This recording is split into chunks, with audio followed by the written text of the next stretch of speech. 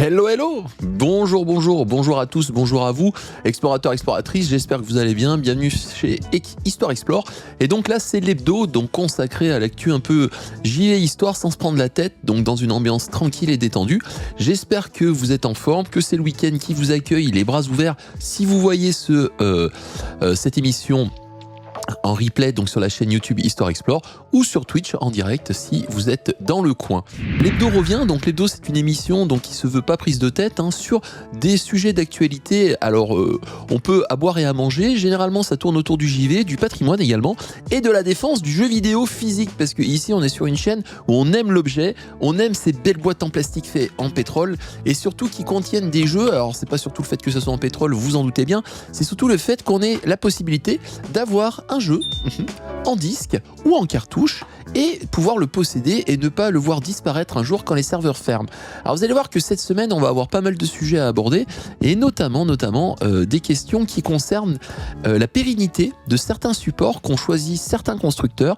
Et bien entendu, nous parlerons de Nintendo, donc le petit artisan de Kyoto qui a toujours des fins de mois assez difficiles et qui a fait un choix assez audacieux avec ses fameux Game Keycards, si je ne me souviens bien, donc sur sa nouvelle console, la Switch 2, et donc on va en parler.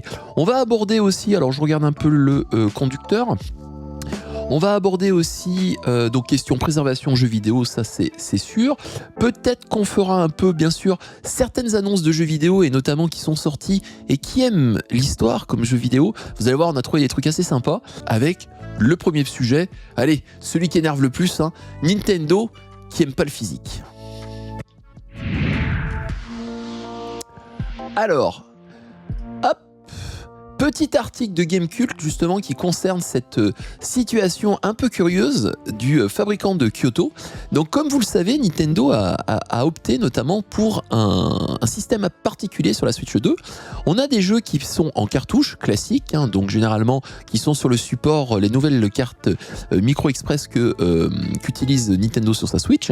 Mais vous avez aussi un système novateur qui sent bien là, qui sent bien quand même, je vais pas être vulgaire, mais qui tout simplement est une cartouche sur laquelle il y a juste un code qui vous permet de télécharger le jeu pour l'installer sur votre console. Alors le motif que Nintendo a annoncé, nous avons un article de Gamecult de GK donc, qui parle justement de ce nouveau support, la Game Keycard, qui vous permet donc de télécharger le jeu. Vous achetez votre boîte, bien content donc d'avoir votre boîte, mais dedans vous avez une petite carte et vous dites finalement c'est une cartouche. Sauf que vous mettez la cartouche et ça télécharge le jeu automatiquement. Vous ne possédez pas directement le jeu sur votre cartouche. Donc ce qui signifie si un jour les serveurs ferment, eh bien vous avez un joli bout de plastique dans votre collection. Alors ici on défend le jeu vidéo physique parce qu'on aime l'objet et puis tout simplement parce que l'objet porte une histoire et surtout aussi est un élément qui permet des années après de pouvoir s'y replonger dedans en toute indépendance, en toute autonomie. Alors bien entendu il y a le matériel qui parfois ne suit pas, mais d'une manière générale, pour ma part, j'ai des consoles qui ont plus de 30 ou 40 ans dans ma petite collecte et donc forcément quand j'ai envie de les réutiliser, je suis bien content de pouvoir le faire. Alors cette Game Keycard cependant, Nintendo l'a mis en avant comme un élément qui permet entre autres à des entreprises en fait de bénéficier. Bonjour à toi, bonjour à Tic Tac Dream, donc qui permet à des entreprises de bénéficier tout simplement d'un support qui coûte aussi moins cher. Donc le code de téléchargement permet aussi à ces entreprises d'avoir un support physique. Alors pourquoi des entreprises éditrices de jeux vidéo désirent avoir tout simplement une boîte avec leur jeu sur une cartouche ou du moins un code qui permet de télécharger? Je vous le donne en mille. Car les éditeurs de jeux vidéo ne peuvent pas, et même les constructeurs, ne peuvent pas se passer d'un acteur essentiel qui est tout simplement la grande distribution. C'est-à-dire les têtes de gondole en l'occurrence, vous avez le jeu qui est en démonstration et qui permet au chaland qui achète son poisson et sa baguette de pain de dire tiens ils ont sorti un nouveau jeu, je vais tout simplement m'acheter ce jeu-là. Alors moi ça m'est arrivé... Petite anecdote, quand la GameCube est sortie, ça m'est arrivé d'acheter ma GameCube comme ça. Bon, enfin, mais cependant, voilà, ça fait partie un peu des marottes de la grande distribution d'attirer comme ça le chaland dans différents rayons. Et donc, ce système de Game Keycard en particulier est exactement Nous avons donc des éditeurs et des constructeurs qui ne peuvent pas se passer de ce support physique qui permet un achat directement en magasin. La grande distribution ayant quand même pignon sur rue, forcément représente toujours un poids. Allez dire zut à Carouf ou à d'autres grandes chaînes de distribution mondiale, c'est peut-être un petit risque quand même. Donc c'est pour ça que nous avons cette situation un peu bateau. Et ce support-là, qui bien sûr fait hurler, le consommateur en fait se sent tout simplement, je trouve, désappointé, et surtout on lui enlève un élément, c'est-à-dire le fait de posséder le jeu en l'occurrence, pour pouvoir en disposer comme on le veut, sans connexion, sans besoin, etc. Alors là, bien sûr, il s'installe sur la console. Donc vous pouvez me dire, mais une fois qu'il est installé sur la console, on a accès à ce jeu tout le temps. Oui, mais le jour où vous, tout simplement, vous désinstallez le jeu pour x, y raison, et vous voulez le réinstaller peut-être des années après, dans 10, 20 ans, et si les serveurs sont plus en ligne, fini le jeu. Fini. Alors que normalement, si vous avez un jeu sur cartouche ou sur CD, à part les jeux qui demandent des compléments, et ça aussi c'est un autre problème, donc qui réinstallent une partie du jeu qui commence à se développer. Voilà, mais vous pouvez normalement, certains jeux, notamment les jeux Nintendo étaient connus pour cela, c'est-à-dire que vous installez le jeu, pas besoin de mise à jour, et ça marchait sans aucun problème. Alors, donc Gamecult dans son article parlait de ces Game Keycards, surtout d'un certain aspect, c'est que en fait la National Diet Library, alors excusez mon accent anglais, au Japon, donc l'équivalent un peu de notre BNF, notre Bibliothèque Nationale de France, ou de la British Library, a confirmé en fait qu'il n'accepterait pas ces Game Keycards pour sauvegarder les jeux vidéo. Alors il faut savoir que le jeu vidéo est déposé comme un livre, notamment en France. Le dépôt légal, alors la France a été un peu novatrice dans ce domaine-là. Vous avez à peu près plus de 20 000 jeux qui sont stockés à la BNF, avec des consoles, bien sûr, le hardware qui permet de les faire fonctionner. Et vous avez donc possibilité de retrouver en fait des jeux, des gameplays avec des manettes qui ont été conservées, et ainsi que des supports hardware en quelque sorte, et qui permet de transmettre aux jeunes générations aussi tous ces éléments importants du patrimoine vidéoludique. Donc, autant un livre qui sort et qui est publié tout simplement, est vendu, il doit être déposé à la BNF. Et pour un jeu vidéo, c'est un peu la même chose. Alors bien entendu, ça n'a pas été forcément tout le temps respecté, le cadre du jeu vidéo, mais ça a permis quand même à la BNF d'accumuler plus de 20 000 jeux vidéo. Et si vous avez l'occasion de voir sur YouTube, il y a de super reportages en fait qui vous montrent le fond de la BNF. C'est quand même assez impressionnant. Alors, si on revient sur notre Nintendo au Japon, donc l'équivalent de la BNF française, la NDL, a décidé tout simplement, donc cette vénérable institution qui a été créée en 1948, au lendemain de la Deuxième Guerre mondiale, de collecter et conserver toutes les publications produites au Japon, et notamment étendues alors à partir de 2000 justement au support physique des jeux, donc CD, cartouches. Donc ils ont actuellement 9600 titres, bande de petits joueurs les Japonais, les Français sont devant, donc ils ont cette possibilité aussi de transmettre ce patrimoine-là à des personnes qui désireraient le découvrir. Et ils ont affirmé que les fameux Game Keycards de Nintendo, ça fait pas partie du lot. Ce n'est pas tout simplement un support qui permet de conserver la mémoire du jeu vidéo. Donc là, il y a quand même bien un élément, c'est-à-dire même des professionnels du patrimoine, qu'ils soient vidéoludiques, le patrimoine, c'est vraiment tout ce que nous ont légué nos aïeux en l'occurrence. Et là, en l'occurrence, nada, c'est-à-dire que le support-là empêche ceci. Donc ça peut pas être, comme c'est indiqué dans l'article, seuls les supports physiques qui contiennent eux-mêmes le contenu peut être archivé. Une carte de téléchargement à elle seule n'est pas considérée comme un support. On a donc un support Game Keycard en fait qui coûte moins cher à produire, et donc les éditeurs ils y trouvent aussi un bénéfice. Ils payent moins cher la dîme à Nintendo. Je vous rappelle que Nintendo prend toujours sa petite com parce que il faut bien vivre, vous comprenez, c'est cher de mettre la ciboulette sur le ramen quotidien. Donc Nintendo prend sa petite com sur les cartouches, et donc forcément elle coûte moins cher, et donc les éditeurs y trouvent aussi leur intérêt. Alors, qu'est-ce que nous raconte l'article ? Que y a une inquiétude notamment sur ce support physique altéré en quelque sorte, et c'est vrai qu'on a des exemples quand même. Alors je sais que je vais peut-être faire la Cassandre qui annonce les mauvaises nouvelles, c'est un peu une marotte de la chaîne, soit dit en passant, mais on a eu quand même l'exemple en 2019, donc l'eShop de la Wii qui a fermé. Merci. Et comment je fais pour jouer à mes jeux ? Les boutiques Wii U et 3DS, ah oui 3DS, moi je m'en souviens, c'est en 2023, et donc vous avez une partie du patrimoine qui disparaît. Si vous n'avez pas le support physique, ces jeux n'existent plus. À part les avoir eus sur vos consoles, peut-être stockés, etc. Ou par le biais de l'émulation. Alors c'est vrai que l'émulation, Nintendo n'aime pas du tout, parce que ça leur fait perdre de la moulaga en particulier. Mais cependant, ça permet quand même de préserver aussi cette histoire vidéoludique. Alors, qu'adviendra-t-il? L'article est assez intéressant sur Gamecult, encore une fois. Malgré la possibilité de retélécharger le contenu acheté, qu'adviendra-t-il des jeux Switch 2 en 2050? Alors vous pouvez me dire, non mais c'est bon, 2050, hein, Vladimir il aura peut-être fait exploser la planète, alors ok, hein, bon, on va être quand même optimiste sur cette chaîne s'il vous plaît. Cependant voilà, si vous voulez retrouver ces éléments du passé, comment vous allez les retrouver? Alors on peut se dire que les éditeurs font cela aussi parce que ça sera l'occasion de refaire un remaster du remaster, c'est une stratégie marketing également, mais bon, je suis d'une génération qui a connu la popularisation des consoles de jeux vidéo, leur grande popularisation fin des années 70, début des années 80. Et il est vrai que de pouvoir rejouer à des jeux d'Atari 2600, console sortie en 77 si je ne me trompe pas, encore de nos jours, alors certes il faut avoir une télé avec une prise antenne, mais quand même quoi. Et vous avez un aspect, l'utilisation du matériel fait que le jeu est pensé pour un matériel donné, et c'est vrai que quand c'est de l'émulation, le fait de ne pas avoir le matériel qui fait tourner le jeu, vous perdez la saveur du jeu, c'est évident.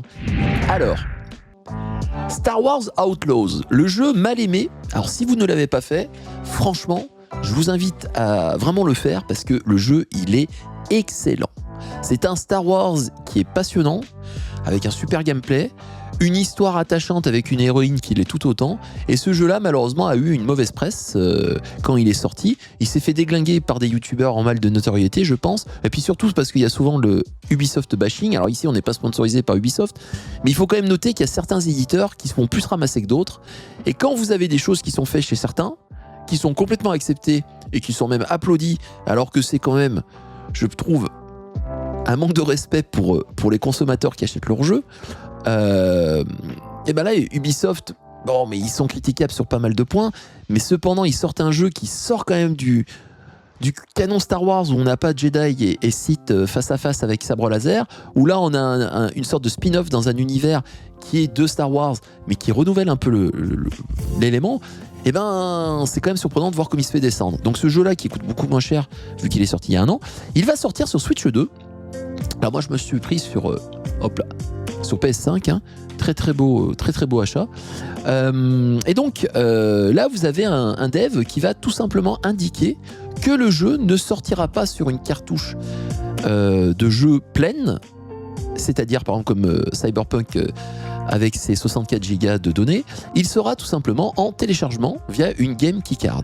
Alors forcément ça a ruiné les brancards à juste titre, et le développeur qui prend la parole dans ce domaine-là, donc sur VGC, donc le site que j'ai consulté, va tout simplement indiquer que c'est pas une question de coût en fait, de pas avoir mis la cartouche. Ouais, alors là, on en reparlera.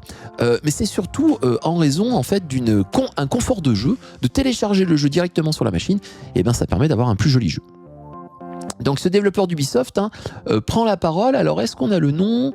C'est Rob Bantin d'Ubisoft, qui est l'architecte audio du moteur Snowdrop d'Ubisoft, donc sur lequel tourne justement Star Wars Outlaws, qui décrit et qui indique tout simplement que le jeu, pour qu'il tourne parfaitement et qu'il ait un aspect qui soit similaire à la PS5, voire à la Xbox. Alors, bien entendu, la Switch 2 n'est pas une PS5, n'est pas une Xbox, mais pour qu'on soit quand même dans un élément où on n'est pas trop à jurer en fait de différence de jeu entre les trois supports. Donc le studio par la prise de parole de Rob Bantin, alors on peut dire que s'il prend la parole, il a eu sûrement l'accord de sa direction, qu'en fait c'était surtout la vitesse de cartouche des Switch 2 qui posait problème. Donc ils n'ont pas mis leur jeu sur ces cartouches parce qu'elles ne tournaient pas assez vite ou elles ne permettaient pas un accès rapide aux données qui permettait de faire tourner le jeu. D'autant plus que le jeu doit... Il y a quand même des échos qui font que le fameux DLSS qui permet justement de combler des éléments du jeu aurait été utilisé sur Star Wars Outlaws, donc voilà. Mais moi ce qui quand même m'agace un peu, c'est qu'on parle quand même d'un jeu qui est sorti il y a 1 an, donc il arrive avec 1 an de retard grosso modo sur Switch 2. Alors à juste titre, la console est sortie cette année, mais un jeu qui a quand même été développé en amont, vu que c'est un AAA, sûrement ça fait 4-5 ans que le jeu il est en développement quand même. Et donc ça fait 4-5 ans qu'on a quand même un éditeur qui est quand même un proche de Nintendo. Ubisoft, il faut quand même pas oublier que c'est quand même un éditeur qui a toujours été au lancement des consoles Nintendo depuis les dernières itérations. Je pense à la Switch 2, les lapins crétins, etc.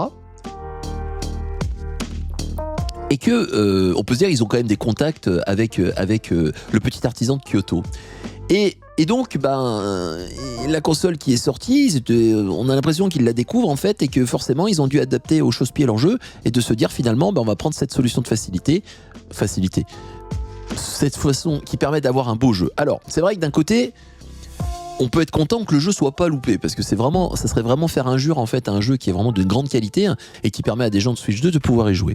Mais cependant, c'est quand même dommage qu'il n'y ait pas une interaction entre ce studio et la maison mère Nintendo et leur hardware en quelque sorte, pour essayer de trouver une solution qui permette quand même de mettre en avant encore le support physique, de pouvoir avoir ce jeu-là sur sa console, de l'avoir en cartouche, etc. Alors certains vont m'objecter que la Game Key Card elle peut être prêtée aussi, je crois qu'il y a un système de prêt de jeu, etc. qu'ils ont essayé de contrebalancer cela. Mais cependant, soyez pas naïfs, hein, on sent quand même que l'industrie vidéoludique, elle a un objectif, c'est de tuer le physique pour rester sur du démat, parce que 1, ça coûte moins cher à produire, 2, ça dégage de tout lien avec, ça atténue les liens avec la grande distribution. Mais bon, moi je me demande comment ils vont faire pour le hardware après, hein, pour vendre leur console chez Carrefour s'il n'y a plus de jeux à vendre. Je suis pas sûr que les grands distributeurs soient très chauds de ça, mais bon, soit dit en passant. Et puis deuxièmement, également, on est face à une logique aussi qui permet de balancer des jeux aussi qui ne soient pas finis, hein, et de les finir au fur et à mesure par des téléchargements. Ce qui est vraiment un scandale et un foutage de figure pour les consommateurs. Je ne sais pas ce que vous en pensez, hein. N'hésitez pas d'ailleurs à commenter, hein, sous la vidéo, hein, pour donner votre avis. Bien sûr avec bienveillance et respect s'il vous plaît, autrement au piquet du ban, hein, il vous passez voir le CPE. Alors ce Barentin, ce Rob Bantin pour bien le nommer, nous dit que la Switch 2 a pourtant des cartouches qui permettent de transférer de grandes vitesses. Alors Nintendo les a vendues, mais ça intéresse pas les éditeurs. C'est bizarre ça quand même, hein. Et que les cartouches Switch standard ne sont pas aussi rapides que le stockage intérieur. Alors là, on se dit quand même, Nintendo, ils mettent en avant quand même un nouveau format de cartouche, ce qui explique leur nouvelle console, qui normalement doit donner des débits suffisamment élevés. Alors il y a deux types, il y a celles qui sont normales et qui donnent pas un débit élevé, il y a les Game Key Card et vous avez ces fameuses super cartouches. Je pense que c'est celle de Cyberpunk, si vous pouvez me confirmer ça dans les coms, n'hésitez pas d'ailleurs. Je crois que la cartouche de Cyberpunk est sur ce modèle-là. Donc le moteur Snowdrop de Outlaws qu'utilise Ubisoft s'appuie sur le streaming disque, hein, par ses environnements en monde ouvert et qui permet d'éviter du clipping, etc. Donc pour lui, hein, c'est pas un coup de cartouche en fait qui pose problème, c'est surtout le confort de jeu, hein. Je pense que si nous avions conçu un jeu pour la Switch 2 dès le départ, le résultat aurait été différent. Là on se dit, ils ont lancé un nouveau jeu il y a 5 ans, ils en ont pas parlé à Nintendo, ça paraît quand même bien bizarre, hein. Donc je suis quand même dubitatif de ces arguments. Moi je sens, ça sent la moulaga derrière, ça sent la moulaga. Moi je pense qu'il y a la moulaga, il y a un aspect d'argent qui est derrière, hein. Nintendo va pas nous la faire à l'envers. Bon, je regardais s'il y avait le son micro pour pas avoir de problème. En tout cas, voilà, n'hésitez pas à donner votre commentaire sur cet aspect du jeu vidéo et son évolution, hein. Moi, je sais que c'est une grande inquiétude, hein, le fait qu'on voit progressivement disparaître notre support physique qu'on chérit tant. Vous êtes peut-être des abonnés à cette chaîne, ou notamment la chaîne YouTube en particulier, hein.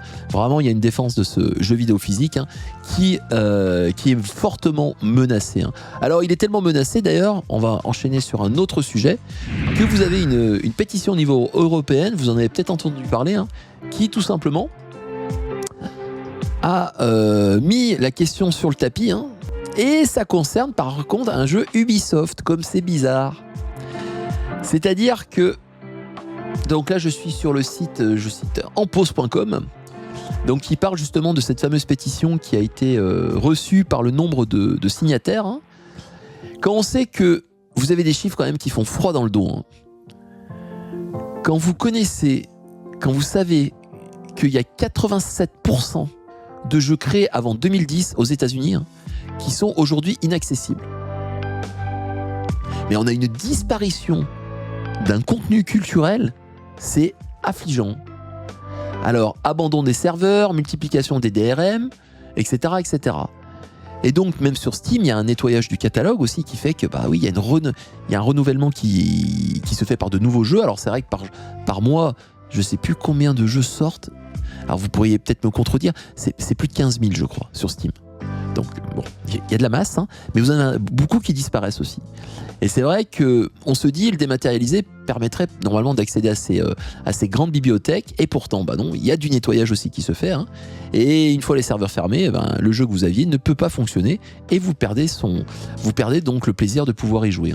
Alors certes, on a certains distributeurs comme GOG en particulier, donc qui est lié à CD Projekt. Pourquoi je dis Cyber Project? Je me suis planté pour Cyberpunk. Autant pour moi, j'ai fait un mix entre Cyberpunk et CD Projekt. Donc CD Projekt à la polonaise, donc qui tout simplement, voilà, par le biais de GOG aussi, ont une plateforme qui permet de protéger en fait les jeux vidéo et de permettre leur disposition. Donc Good Old Game, GOG, qui n'est pas l'utilisation GOG qu'on utilise dans certains coins de la France, qui signifie plutôt des toilettes, les GOG, allez au GOG. Donc là, on est sur GOG de CD Projekt et qui permet de protéger justement ces jeux vidéo, mais cependant, parfois, certains éditeurs refusent que leur jeu soit sur le catalogue de GOG. Alors peut-être pour des questions de remaster, etc. Mais on est quand même un peu surpris de cet état de fait. Alors... voilà. Alors, la pétition européenne contre la destruction des jeux donc, a été lancée en 2025, Stop à la destruction des jeux vidéo. Donc, elle s'appuie sur l'article 17 de la Charte des droits fondamentaux de l'Union européenne. Donc, ceux qui disent l'Europe ne serve à rien, bah si, là, il y a une utilité quand même. Et doit recueillir 1 million de signatures. Donc, les signatures ont été recueillies, elle a été déposée. Et donc, c'était avant le 31 juillet 2025. Des youtubeurs s'en sont saisis. Je crois dans le précédent hebdo qui était du début du mois d'août, je vous en avais parlé, donc n'hésitez pas à le consulter. Il doit être en ligne sur Histoire Explore, sur YouTube et peut-être sur la chaîne Twitch s'il n'a pas disparu parce que vous avez maintenant une mise à jour de Twitch. Donc le but de cette pétition était d'interdire la désactivation à distance des jeux vidéo par les éditeurs. Bah tiens donc, empêcher l'obligation d'une connexion permanente pour les modes solo et garantir la pérennité des jeux après l'arrêt des serveurs officiels. Alors vous pouvez me dire oui, mais les éditeurs ils ont aucun intérêt à continuer justement à mettre en avant des serveurs qui leur coûtent des sous, et donc on peut comprendre cette question financière. Alors cependant, là il y a quand même quelque chose qu'il faut préciser, c'est que dans le cas de la pétition, il est demandé qu'il puisse avoir des serveurs privés en fait qui dépendent de passionnés autour du jeu, de pouvoir maintenir ces serveurs-là pour pouvoir continuer à jouer à ces jeux vidéo. Donc on est quand même dans une logique aussi où on tient compte des réalités du marché et où on est conscient qu'il y a une réalité économique derrière. Donc cette démarche citoyenne est soutenue par de nombreuses associations et donc ces pétitions progressivement commencent à faire parler d'elles et donc vont faire pression sur certains des éditeurs. Et Ubisoft a été visé car vous avez le jeu The Crew qui a été par ce biais-là, du jour au lendemain il a disparu, et donc vous avez des personnes qui se sont retrouvées en fait en perdant tous les éléments qu'ils avaient sur le jeu et autres. Donc on est comme ça voilà, sur un achat dont vous ne pouvez plus jouir en l'occurrence parce qu'un éditeur a décidé de couper le robinet. Donc la pétition est un succès, elle a été déposée notamment au Parlement européen, il va y avoir une discussion. Et si au Parlement européen vous avez une proposition de loi qui puisse aboutir, espérons, pourquoi pas. Et ça doit être ensuite, ça doit s'articuler ensuite sur une disposition au niveau des nations comprenant l'Union européenne, les 27 pays. Et donc forcément, ça serait quand même une sacrée pierre dans la protection du patrimoine vidéoludique, et donc forcément sur cette chaîne, on sera bien content.